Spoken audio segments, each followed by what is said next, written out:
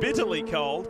And so then you got that very steep downhill run on pit exit here. So all of those factors influencing what happened to Joseph Newgarden. Well, watching Newgarden come down for that last repair. Remember, these cars are basically like F-16s on the road. How would you feel if you were Newgarden, you'd see the mechanic holding a giant sawzall to make adjustments to your car and try to keep you in the race? And that was definitely a NASCAR tool, not one you would want to use on an IndyCar regularly. But Scott Dixon right there. But these guys, Rossi's been so quick all weekend, turning quick laps, but Scott Dixon now has just turned the fastest lap of the race while we were at commercial break. So he wants it, but how much risk is he willing to take? And bigger picture view of this Verizon IndyCar Series Championship, folks. We've told you many times, 31 points was Joseph Newgarden's lead over Scott Dixon coming into this second last round of race. Now, as they run, there's 36 points, 34 points, I should say, blanketing the top four. This is going to be insane going to Sonoma. Going to Sonoma, but it's going to be insane for the next 5 laps. You have the most successful IndyCar driver in the last decade going against the hottest young prospect coming up through the series with Alexander Rossi. And I think Rossi just is loving this. Sure, he's under pressure from Scott Dixon, but what a great chance to prove yourself with an awesome Andretti Honda in terms of performance going up against the Ganassi Honda with Scott Dixon. 4 to go around the Glen.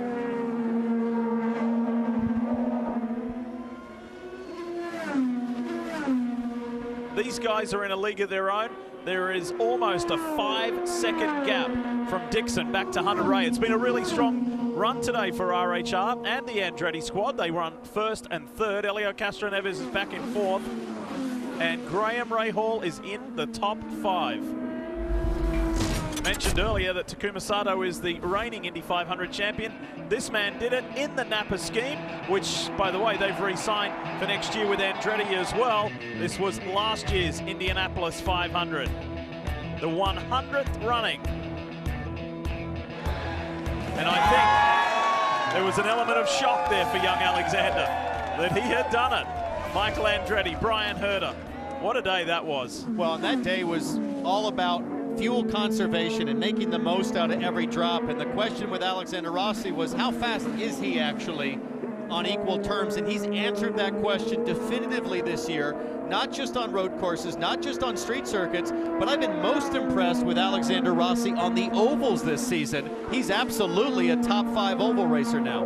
And I'll tell you what, there's no fuel savings at all going on right now. These two cats are going flat out, turning qualifying laps and streaking away from Ryan Hunter-Reay. Fastest driver that last lap was actually Castroneves in the top 5. So Castroneves not giving up. He's 2 seconds back of Ryan Hunter-Reay, and he wants one more position as we see Pagenaud trying to get around Max Chilton here. Again, championship contender, inside move, turn 1, wasn't quite close enough to Max to get it done. Chilton runs a little wide. This will give Simon the run, heading up into the S's. Not sure Simon, he's on push to pass, but I just don't think he's got the downforce level to get it done on the Ganassi Honda car. Pagenaud just burned his last second of push to pass with that move. Chilton with 4 seconds left.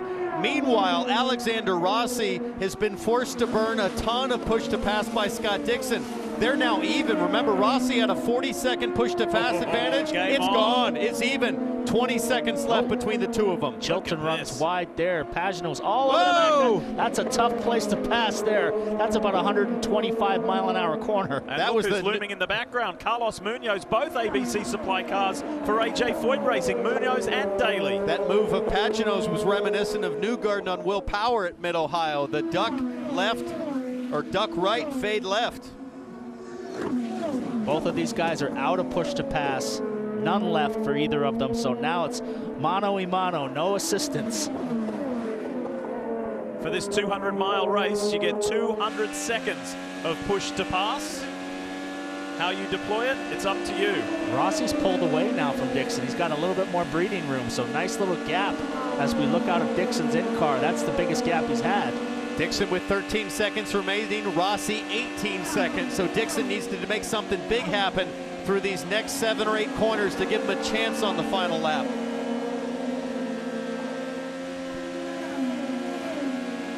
And I think Rossi's in a really good position, just managing the gap, He'll know from his team that he's got an advantage on push to pass.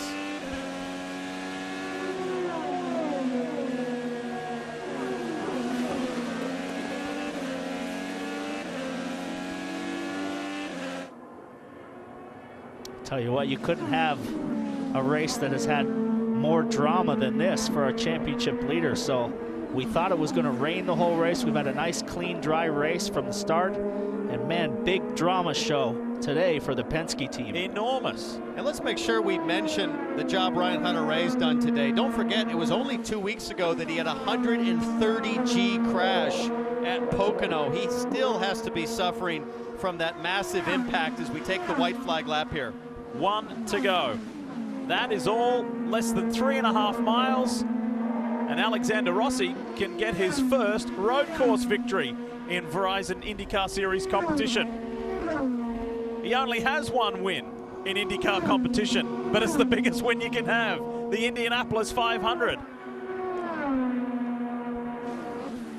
What a day this has been, not only for Alexander Rossi and the Andretti Autosport team and the Napa 98 squad, because it hasn't all gone their way. They had those refueling issues, and Alexander had to come in off sequence very early in the stint. A caution came out, a really timely caution came out, which aided them, but nonetheless, he has had the speed all day long. And Paul, I love how Alexander Rossi is finishing this lap with anger. He's not just coasting it in. He wants to prove the point. I belong at the front of this field everywhere we go. Well, you can't afford to let up on the gas pedal. You can't back yourself up to a guy like Scott Dixon, because he will pounce no matter what lap it is. But a nice, clean finish to the race here for Alexander Rossi. Alexander Rossi has woven together the perfect race today. It didn't look like it was going his way, but it is now. And the 25-year-old American gets his first road course win. Rossi wins at the Glen. How about that over Scott Dixon? This championship has tightened way up with 1 race to go. Max Chilton still holding Simon Pagenaud at bay. This has been an intriguing run. This is the fight for 8th. So, some valuable points elude Simon there. If only he could have got Chilton, but he still remains a championship contender. And the teammates for AJ Foyt come across the line together. Munoz 10th, Daly 11th. And while all of them at the front, including race winner Alexander Rossi, are enjoying this run home, good strong top 5 there, by the way, from Graham Rahal, you have to think about the guy at the back that is the championship leader right here, Joseph Newgarden. It all escaped him exiting pit lane with a hard crunch into the barrier, a damaged Penske Chevrolet, and he limps home and loses 28 points of advantage to lead this championship into the final day, the final race in 2 weeks' time, with just a 3-point advantage. Katie. And Michael Andretti has to be so happy now that you just re-signed Alexander Rossi for several more years. Just 2 years with you, though. Michael, how have you seen this guy grow? He's done a tremendous job. I'm so proud of him. You know, it's just a huge weekend for us, you know, after signing Napa, and Napa coming back on board for 2 years and re-signing with Honda, who's been great to be with, and you know, to know that he's going to be with us another 2 years as well. It's fantastic, and you know, I'm so proud of him. You just have been able to watch his progress every race, and he's going to be a real force to be reckoned with. What do you expect from him as far as results, possibly a championship soon? Well, that's our plan.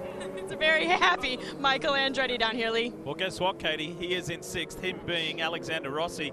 Mathematically, Alexander could still win this 2017 championship. Countdown clock continues, less than 2.5 hours until Monster Energy NASCAR Cup Series racing. It's the Southern 500. It's the throwback weekend. Lots of cool paint schemes and dedications to heroes of the past, and that's coming your way in less than 2.5 hours.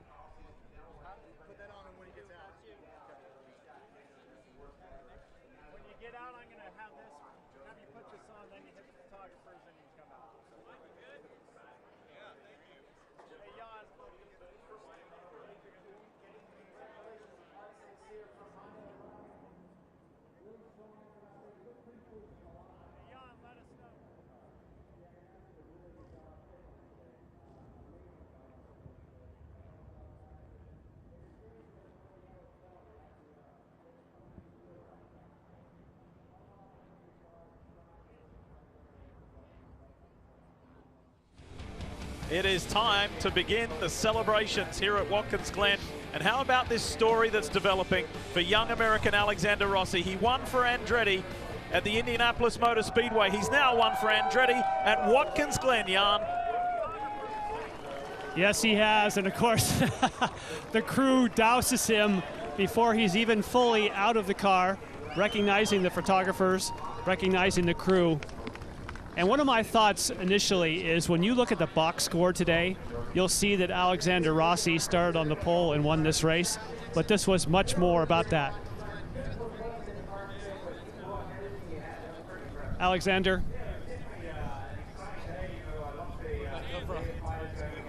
When you said, where does that come from? Were you talking about the win itself?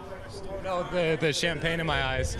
I wasn't expecting that, but yeah, also the win. We'll go with that. An amazing job by the whole team today. We had an issue in the beginning, right, with some fuel, a fuel thing, but whatever, it doesn't matter. The team recovered. We had the pace to do it. My front ender is on FaceTime right now. He's having a kid, but it's pretty amazing. It's a huge team effort. I've talked about so much how much we've improved, and I'm so happy we're finally able to show that. But you also had to overcome a lot of adversity. The beginning of the race went great, and then there was an issue on your first pit stop not getting all the fuel. When you got that call on the radio, knowing you had to pit early, you must have thought, oh no, not again. Yeah, fuel and I don't seem to work in IndyCar. I don't know if I need to spend some time with the fuel rig and like coax it or something, but it's a wreath, it's fuel problems. We won a race, it's an amazing thing. But then you had an opportunity because of a caution to kind of get back on sequence, and both Paul and Townsend were talking about at the finish of the race, once you recovered from that pit stop, you had what every driver wants. You had a one-on-one duel with Scott Dixon with exact same equipment, same level of push to pass. How gratifying that you held off the man they call the master of Watkins Glen. You know, I don't know. I mean, we had a fast car. I knew we had a fast car because we were hitting a fuel number before the final stop, and we had pace. So I knew he was gonna be pushing like hell at the end, and so it was really 12 qualifying laps, and I had the car to do it. We had time, we had the pace, the performance, the tire life, everything was going our way. So a huge hats off to Andretti Autosport. Thank you to Napa Auto Parts. Thank you to Honda. You know, we're coming really hard for 2018. Well, he talks about coming hard. He has finished this season incredibly 3 podiums just in these last few races. Katie? Jan, Scott Dixon finished second, but Scott, more importantly, you are now just 3 points behind Joseph Newgarden, heading into double points at Sonoma. What does that mean for your race in 2 weeks? Yeah, definitely a good move on the points. You know, I'm kind of shocked we ended up where we did. You know, we had to pass a lot of cars. I locked up coming in on the first stop on the wets, and it wouldn't downshift, so almost stalled the car. Got in the pits, we couldn't even fuel it. And then we had a fumble later. We lost about another 4 or 5 spots. So we had to pass a lot of cars, so it was definitely a lot of work. And I think the yellows just fell kind of not really our way, you know. So it was one of those things. But nice recovery by the team. Ended up second. Good points. It's definitely going to be close coming down to the wire here for Sonoma, which I expect nothing less for the Rise IndyCar Series. So I don't know. We're going to have to up our game at Sonoma and see what we can see if we can carry away another championship trophy. This will certainly make things very interesting in just 2 weeks, Lee. Kevin, sorry. Well, Joseph Newgarden came in as the championship leader. He's still the championship leader. You told me ahead of time, hey, I'm taking nothing for granted. We could leave here without it. What happened on pit out? Yeah, I mean, you know, regardless of the way today went, it was going to come down to Sonoma. Obviously, we'd like a bigger points cushion than we got today. You know, I did my guys no favor here in the pits by sliding wide and or I should say slid forward too much. It made the stop really hard for them. And I thought we had Will, but, you know, obviously he did a good job just cruising out of the pits fast, and I made a mistake just hitting the wall there. You know, I just came out of the pits too hot, obviously, off the button, and slid wide. So a couple of mistakes on my part, not good for the team, but, you know, they're resilient. They gave me what I needed today, and I'm sure they'll give me what I need in Sonoma. So, you know, that's what it's going to come down to is this final race. I know you're not into making mistakes, but explain to those of us that have not driven race cars how tough that is going downhill when it's cold like it is on cold tires to be able to try to get up to speed. Yeah, I mean, it looks like a pretty stupid error, but it's easy to do, you know, especially when we don't have tire warmers. That's the good thing about IndyCar. We want it to be difficult, and it is tough when you come out of the pits, but, you know, I just made a miscalculation. I was watching Will, and I thought we had gotten him, and then I got off the button, was watching him, and then I saw him scream by me, and I went too heavy on the brake pedal, didn't have enough front grip, and obviously pushed wide. So, you know, small mistake, but those small mistakes can add up at the end of the day, so you don't want to make them. You know, tough. I feel bad bad for my guys. It's all on me. So we got to go to Sonoma and be perfect there. Well, the positive is, as Tim Cindric told him as he pulled in, you still control your destiny. You win at Sonoma, you will be the champion. Lee? And just some brutally honest comments there.